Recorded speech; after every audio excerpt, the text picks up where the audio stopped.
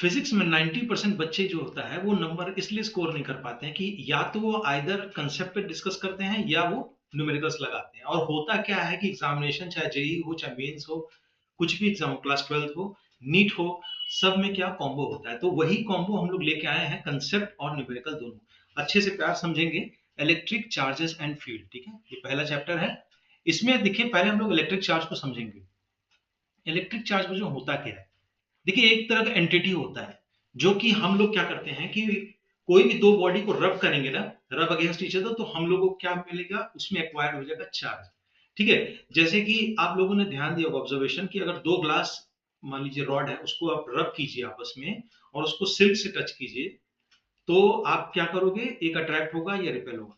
ये तो चलो मान लीजिए लैब की बात है। आप सिंपल देखिए, सिंपल देखिए कि ठंडी में आप क्या करते हैं, कंघी वगैरह आप इसको बाल पे लगाइए कस के, और कुछ पेपर्स हों उसको आप ऐसे पास में ले जाइए, वो तो क्या होता है उस पर चिपक जाता है। या तो आप जब वुलन स्वेटर पहनते हो तो आप कोई चीज टच करते हो तो आपको करंट जैसा लगता है। तो यही इलेक्ट्रोस्टैटिक्स है, और ये जो क्वांटिटी एक्वायर्ड है ये आपका इलेक्ट्रिक चार्ज है। ठीक है, तो इलेक्ट्रिक चार्ज देखिए, मैं नोट्स लिखवाऊंगा उन बच्चों के लिए जिनको लगता है कि नहीं नोट्स इंपॉर्टेंट है, वो धैर्य से नोट्स लिखेंगे। जिन बच्चों को ये बहुत सारा कॉन्फिडेंस है तो वो उसको आगे भी बढ़ा सकते हैं, फास्ट फॉरवर्ड। ठीक है बच्चों, तो इलेक्ट्रिक चार्ज की हम लोग बात कर रहे थे। तो इलेक्ट्रिक चार्ज क्या होता है, एक एंटिटी होता है जो कि हम लोग का एक्वायर होता है। कैसे, when they are rubbed against each other. होता क्या है कि जैसे मान लीजिए बॉडी ए है और बॉडी बी है, ठीक है, इन दोनों को आपने रब किया, तो क्या होगा कि इलेक्ट्रॉन का ट्रांसफर होगा, एक दूसरे से इलेक्ट्रॉन ट्रांसफर होगा। और आप भली बात ही जानते हो कि जब इलेक्ट्रॉन का ट्रांसफर होगा तो एक इलेक्ट्रॉन खोएगा और एक इलेक्ट्रॉन पाएगा। तो जो इलेक्ट्रॉन पाएगा वो नेगेटिव चार्ज हो जाएगा, और जो इलेक्ट्रॉन खोएगा वो क्या हो जाएगा, पॉजिटिव चार्ज। तो बेसिकली हम लोगों ने समझा कि क्या होता है प्लस और माइनस, ठीक है, positive charge and negative charge. तो इसमें क्या होता है कि लाइक चार्जेस जो होते हैं, जैसे कि पॉजिटिव पॉजिटिव हुआ, ये सब फंडामेंटल्स है। पॉजिटिव पॉजिटिव ये आपका रिपल करेंगे, ठीक है, या नेगेटिव नेगेटिव रिपल करेंगे। और अनलाइक चार्जेस जैसे कि पॉजिटिव नेगेटिव वो अट्रैक्ट करेंगे। इतनी बात समझ में आई? अगर इतनी बात समझ में आई तो अब हम लोग चलते हैं बच्चों इसके प्रॉपर्टीज पे। ठीक है, प्रॉपर्टीज पे अभी हम लोग न्यूमेरिकल वगैरह पढ़ेंगे, कूलम्ब्स लॉ वगैरह। ठीक है, तो प्रॉपर्टीज में सबसे पहला तो ये हो जाता है आपका कि एडिटिव। एडिटिव का क्या मतलब होता है, देखिए इलेक्ट्रोस्टैटिक्स, अगर मान लीजिए कोई पूछता है एक नंबर में इलेक्ट्रोस्टैटिक्स क्या होता है, तो इलेक्ट्रोस्टैटिक्स बेसिकली क्या होता है, study of the electric field या इलेक्ट्रिक पोटेंशियल या इलेक्ट्रिक चार्जेस। ठीक है, इलेक्ट्रिक चार्ज की वजह से फील्ड होगा जो हम लोग डिस्कस करेंगे नेक्स्ट वीडियो में, उसके वजह से इलेक्ट्रिक पोटेंशियल, और उसके वजह से दूसरे चार्ज पर फोर्स को जो हम लोग स्टडी करते हैं, ऐसी पढ़ाई को हम लोग इलेक्ट्रोस्टैटिक्स करते हैं। तो एडिटिव का मतलब क्या होता है बच्चों कि देखो जैसे मान लीजिए कि मान लीजिए किसी पे +1 कूलम चार्ज है, -2 कूलम चार्ज है, और सपोज करिए -5 कूलम चार्ज है, और सपोज करिए +10 कूलम चार्ज है। तो जो नेट चार्ज हुआ ना, -2 -5 +10, ठीक है, -7 और 11 कितना हो जाएगा, +4 कूलम। समझ में आई बात? तो एडिटिव होता है। दूसरी प्रॉपर्टी होता है कि आपका ये क्या होता है, कंजर्व होता है। जो टोटल चार्ज होता है वो कंजर्व होता है। कोई चार्ज रखा है और उसके अगल बगल भी चार्ज रखा हुआ है तो आइसोलेटेड सिस्टम नहीं कहेगा। आइसोलेटेड मतलब एकदम वैक्यूम में रखा हुआ एक चार्ज चुपचाप, तो उसका चार्ज जो भी रहेगा, वो टोटल चार्ज उस पर जो भी रहेगा वो कंजर्व रहेगा। ठीक है, अब एक और प्रॉपर्टी इसमें आती है, वो है क्वांटाइज्ड। क्वांटाइज्ड क्वांटाइज्ड का मतलब क्या हो बच्चों, ये मतलब होता है कि जैसे मान लीजिए कोई चार्ज है, उसमें charge coulomb to integral multiple of n e मतलब कि ई मतलब इलेक्ट्रॉन हो गया, एन मतलब इंटीग्रल मल्टीपल, मतलब कि किसी पे भी चार्ज +3 कूलम आप समझोगे, -5 कूलम समझोगे। लेकिन अगर आप कभी कह रहे हो कि -1.3 कूलम और 2.3 coulomb, then this will be a blunder. ये कभी हो ही नहीं सकता है। ये क्या है बच्चों, रॉन्ग है, एब्सोल्युटली रॉन्ग। कि अगर मान लीजिए कि दो कोई चार्ज रखा हुआ है, ठीक है, स्पेस में, तो उनके बीच में एक फोर्स अप्लाई होगा। मान लीजिए दो चार्ज है Q1 और Q2, और इनके बीच की दूरी मान लीजिए है r, ठीक है। तो जो इन दोनों के बीच में फोर्स होगा वो डायरेक्टली प्रोपोर्शनल होगा, एक तो product of the charges Q1 into Q2, ठीक है, और इनवर्सली प्रोपोर्शनल होगा distance of the square of the distance between the. समझ में आई बात कि अगर स्पेस में दो आपके पॉइंट चार्जेस हैं, उनके बीच फोर्स लगेगा, वो फोर्स कुछ भी हो सकता है, अट्रैक्शन, रिपल्शन, तो उनका जो मैग्नीट्यूड होगा वो डायरेक्टली प्रोपोर्शनल होगा sum product of the charges and the inversely proportional to the square of the distance between them. अब आपको प्रोपोर्शनलिटी हटाना है तो जाहिर सी बात है एक क्या लगाना पड़ेगा, कांस्टेंट लगाना पड़ेगा, ठीक है। तो F इज इक्वल टू, वो कांस्टेंट होता है K Q1 Q2 upon R square, ठीक है, जहां की K बराबर होता है 1/4 पाई एप्सिलॉन, ठीक है, जहां की एप्सिलॉन नॉट क्या कहलाता है बच्चों, 9 इंटू 10 टू द पावर 9, ठीक है। ये तो आपका हो गया कांस्टेंट, और आप यहां से डिराइव भी कर सकते हो K की वैल्यू न्यूटन, ठीक है, मीटर स्क्वायर, और Q1 Q2 कूलम का स्क्वायर। तो फोर्स बिटवीन मल्टीपल चार्जेस, देखिए ये कहता है फोर्स क्या है, वेक्टर क्वांटिटी है, तो फोर्स ऑन एनी, हमारी Q1 Q2 Q3 तीन चार्ज है, तो Q1 पे हम लोग को फोर्स निकालना है, ठीक है। तो force on charge Q1 due to Q2 and Q3 is the vector sum of all the forces acting on the Q1 due to Q2 and Q3, ठीक है। बहुत टफ हो गया, कुछ नहीं है, सिंपल है। देखो जैसे सपोज कर लो, एग्जांपल्स दिखाते हैं। मान लीजिए एक चार्ज है Q1, ठीक है, एक और चार्ज है Q2, ठीक है, और एक चार्ज है Q3, ठीक, Q1 Q2 Q3 तीन चार्ज है। अब देखिए कि सपोज कर लीजिए कि Q1 Q3 एक लाइन में है, ठीक है, इसको आप एक लाइन में मान लीजिए, ये क्या है, एक लाइन में,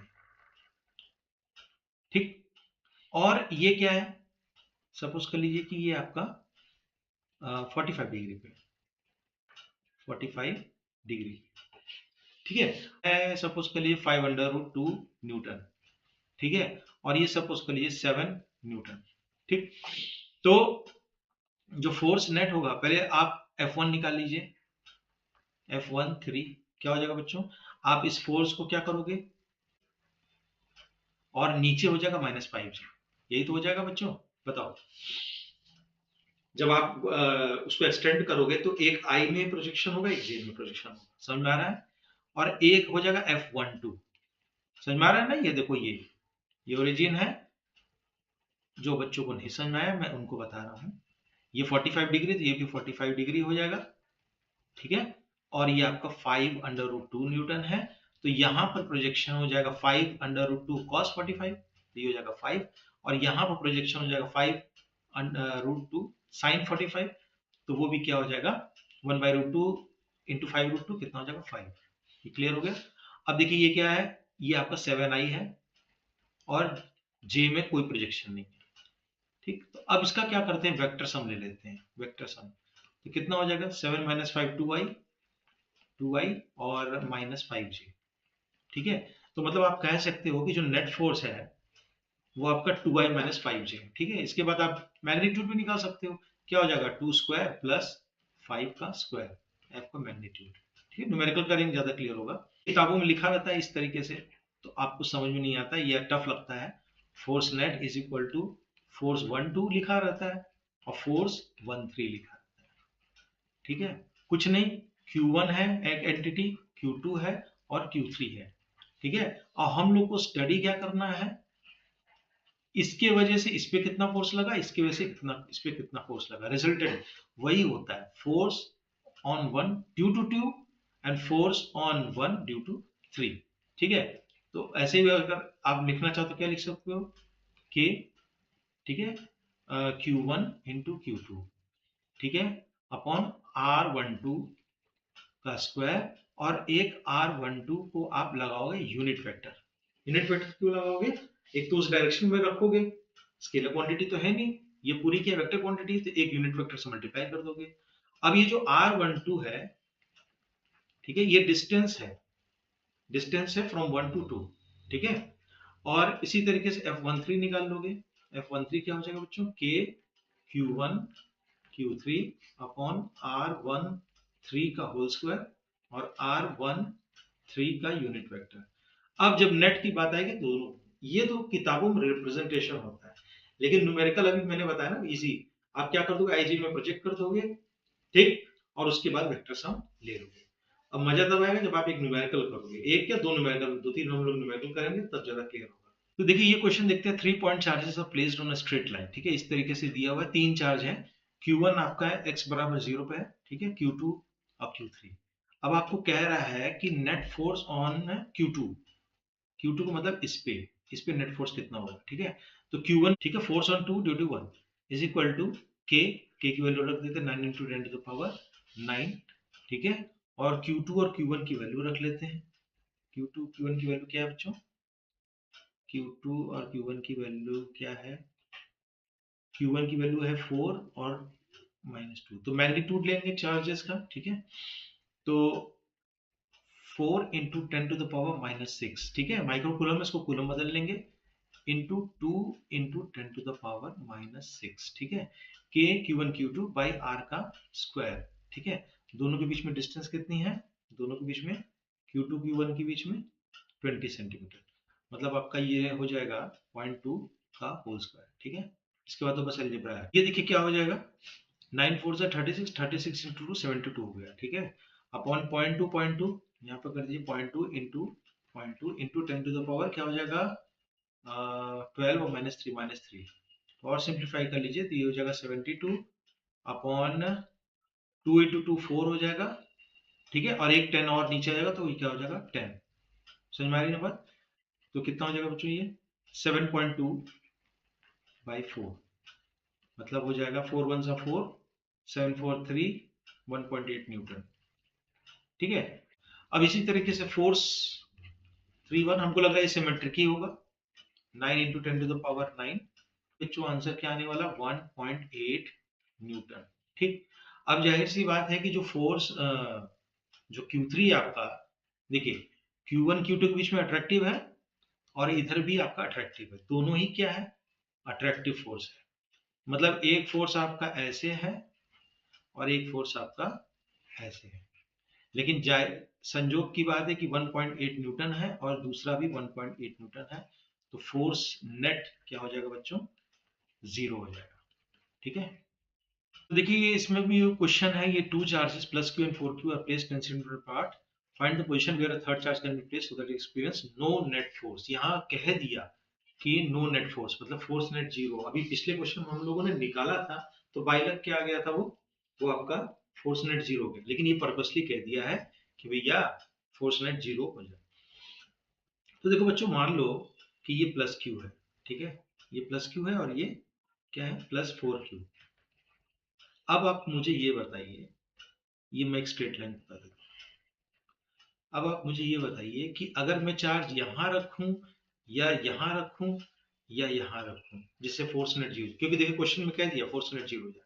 अब सीधी सी बात है कि प्लस Q आपका किस तरफ होगा, इस तरफ अट्रैक्ट करेगा, ठीक है, और 4Q आपका जब इस तरफ हो जाएगा, जब दोनों का फोर्स इस तरीके से होगा तभी तो फोर्स नेट 0 होगा, समझ में आ रही बात। क्योंकि अगर आप लेफ्ट या राइट में रख देते हैं तो दोनों ही क्या हो जाएगा एडिटिव सम हो जाएगा, मतलब फोर्स नेट तो 0 नहीं होगा, इसका मतलब कि कहीं ना कहीं हम लोगों को बीच में रखना है। चलिए मान लीजिए कि ये यहाँ पर एक Q चार्ज है, इसको x पे रख दिया, ठीक है, ये x हो गया तो ये क्या हो जाएगा 10 - x। ये बात से सहमत है। मान लीजिए कि दोनों फोर्स का वैल्यू आप सपोज कर लीजिए F1 है, एक F2 है, ठीक है, इन दोनों को हम लोगों को नेट फोर्स क्या करना है बच्चों बराबर करना है, ये मॉडुलस वैल्यू है, ठीक है, मतलब ये जो F1 है और F2 दोनों को मैग्नीट्यूड बराबर करेंगे, ठीक। तो कैसे लिखेंगे, एक तो हो जाएगा K Q अपॉन x का स्क्वायर, ठीक है, is equal to K Q और 4Q, ठीक है, अपॉन 10 - x का होल स्क्वायर। ये देखिए क्वेश्चन है 2 पॉइंट चार्जेस Q1 5 माइक्रोकूलम और Q2 जो आपका है क्या है 10 microcoulomb, they are placed 30 centimetre apart in vacuum, find the electrostatic force between them. Simple question है, तो इसको देखिए हम लोग कर लेते हैं। पहले वैल्यू लिख लेते हैं। Q1 कितना है 5 इंटू 10⁻⁻6। पहले आप SI यूनिट में लिखोगे। Q2 कितना है 10 इंटू 10⁻⁻6, ठीक। और डिस्टेंस कितना है 0.3 मीटर। तो निकाल लेते हैं। F is equal to 9 into 10⁻9 into 5 और 10 50 हो जाएगा, ठीक है, समझ में आ रहा है ना। इंटू 10⁻⁻12 अपॉन 0.3 इंटू 0.3 कितना हो जाएगा 0.3 इंटू 0.3, ठीक है। और ये हो जाएगा 10⁻⁻3 बचेगा, नीचे चल जाएगा, तो ये हो जाएगा 9, ठीक है, और 90 हो जाएगा। समझ में आ रहा है, ये हो जाएगा 5 इज इक्वल टू 5 न्यूटन। मिलते हैं नेक्स्ट वीडियो में इलेक्ट्रिक फील्ड के साथ। तब तक टेक केयर, गुड बाय।